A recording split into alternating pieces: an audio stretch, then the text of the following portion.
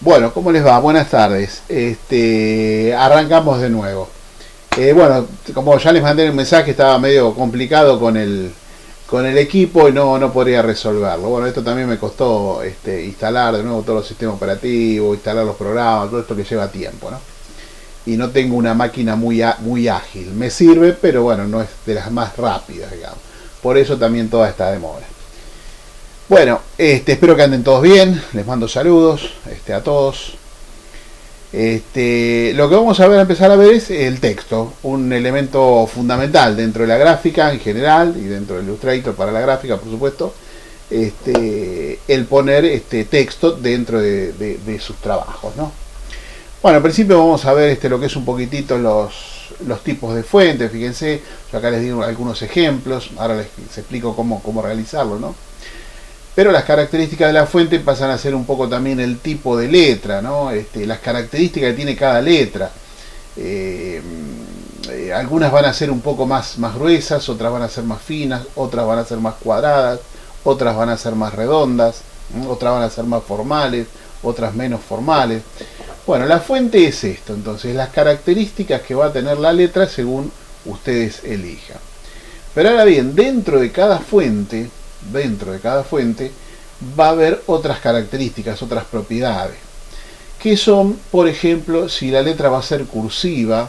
En este caso, en el caso de Illustrator, la cursiva sería la italic. El término italic en Illustrator hace referencia a que esto sería cursiva, tal cual si uno escribiera a mano alzada con un lápiz inclinando la letra en lugar de hacerla derecha. Bold, por ejemplo, sería negrita. La bold sería la negrita que uno conoce en Word, por ejemplo, que es el mismo tipo de fuente, pero más gruesa. Se le agrega más cuerpo, más tinta, con lo cual ocupa más volumen el texto en la hoja. Italic, le decía, por ejemplo, es cursiva, la letra se inclina un poquitito. En algunos tipos de fuente, van a encontrar, no todas las fuentes tienen las mismas características. Por ejemplo, esta fuente que yo le pongo acá, que es Miriam Pro, acá le pongo el tamaño de la letra, en este caso Miriam Pro es de 80, va a tener estas propiedades. Puede ser condensada italic, puede ser bold condensada, puede ser semi bold o bold italic.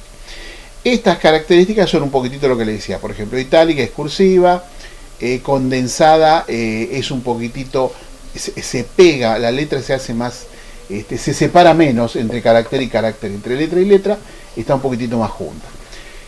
Esta es condensada itálica, vale decir, está más junta y es cursiva, inclinada. Esta es negrita condensada, ¿sí? O sea, es más gruesa. Fíjense que es el mismo tipo de letra, el tamaño en esta y esta son las mismas, pero es mucho más gruesa. Semi-bold sería semicursiva. Fíjense la diferencia del espesor, creo que voy a hacer un zoom.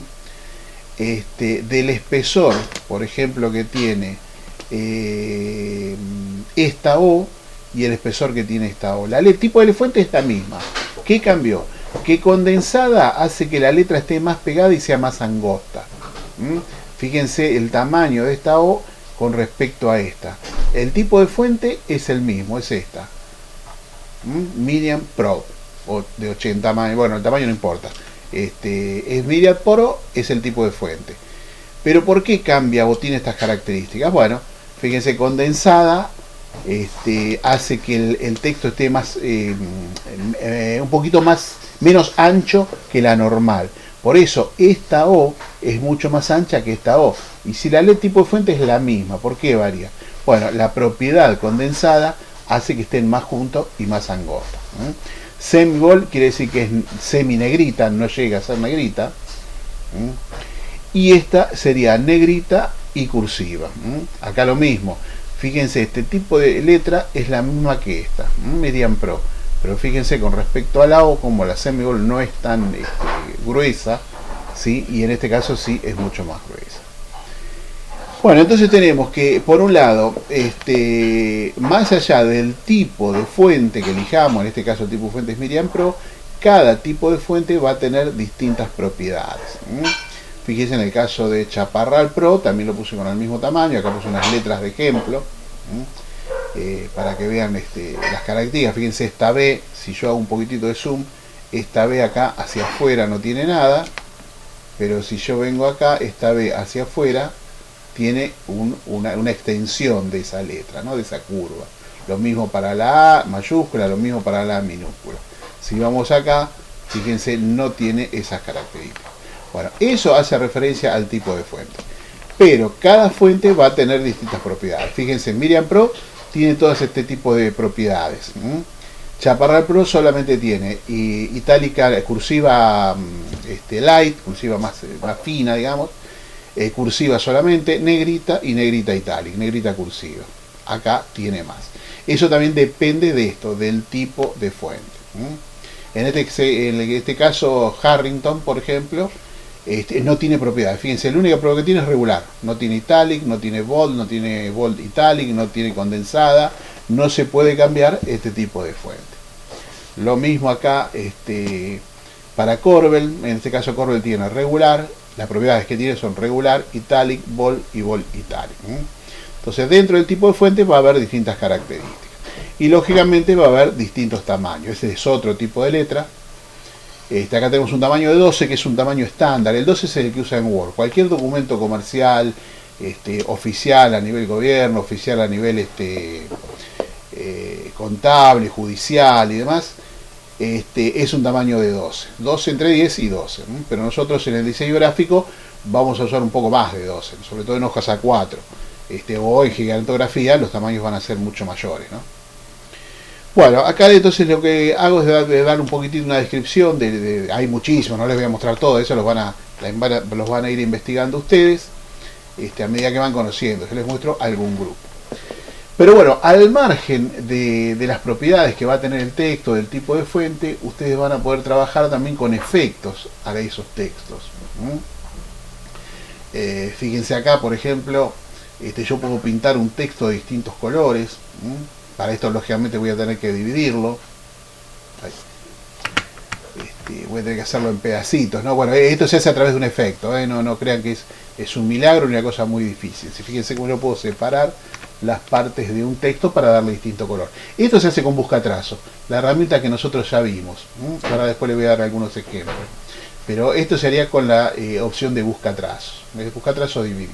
Acá también tengo el texto cortado. Fíjense cómo puedo cortar ese texto y a su vez ponerle distintos colores. Esto es otra herramienta que vimos, que es anchura. Recuérdense acá la herramienta anchura que teníamos, que me permitía modificar el contorno, que podría darle guiones a los contornos, guiones y espacios. Fíjense cómo puedo trabajar con los distintos efectos. Puedo aplicar degradados, cosa que todavía no vimos, pero vamos a ir viendo. Y deformar ese texto a voluntad. Bueno, a este texto se lo llamaría algo así como texto independiente, que me permite precisamente trabajarlo en forma particular, letra por letra, palabra por palabra. No es un texto de párrafo donde yo me voy a tener que manejar ya con renglones, con párrafos, con mayor cantidad de renglones en el texto, ¿sí? Sería como un texto artístico que me deja trabajar más libremente. Bueno, después también tenemos la posibilidad de darle forma a ese texto. Fíjense en estos ejemplos. En estos casos no es para leer, este texto no es para leer, sino que es más bien un texto que yo voy a poder utilizar como un fondo para poner algo más destacado arriba sobre ¿no? O sea, es simplemente hacer una referencia al texto con alguna forma en particular, pero no necesariamente es que quiero leer lo que dice acá, ¿sí? Es simplemente un texto de decoración, llamémosle. Un texto que me permite darle una forma y sobre poner otros objetos, textos, llamados para llamar la atención precisamente. Bueno, esto también es otra forma de texto. Esto sería texto de párrafo, ¿ves? Tengo una mayor cantidad de renglones. En este caso tengo textos individuales, que nos permiten, es mucho más fácil de trabajarlos individualmente. A esto ya estoy trabajando sobre todos los renglones prácticamente. Y después sí tengo un texto más formal, que es el texto del párrafo, que es yo acá lo que voy a tener es un contenedor dentro del texto y sobre esto voy a escribir. Normalmente, la mayoría de los casos, uno cuando tiene que volcar mucha cantidad de texto, A veces es preferible hacerlo en Word, que está más preparado para el texto, y después copiarlo y pegarlo en Illustrator para darle algún efecto en particular, ¿sí? Bueno, esto es un poquitito lo que vamos a tener sobre el texto. Acá simplemente les estoy dando un ejemplo de qué es lo que van a poder lograr con el texto. Ahora en el próximo video le digo cómo hacerlo, cómo incorporarlo ese texto, ¿no? Pero para que vaya, acá fíjense en el texto del párrafo manejo distancia entre párrafo y párrafo, manejo el justificado del documento para que quede alineado a la derecha. Tengo sangría de primera línea, que es algo que se usa cotidianamente. Puedo hacer que un párrafo sea más angosto. El texto independiente, como yo le decía, el texto artístico, lo trabajo de una manera en particular. Ya cuando tengo texto de párrafo, bueno, me voy a ajustar a otras herramientas y a otras propiedades también. Bueno, vamos con este pedacito ahora y ya les envío otro.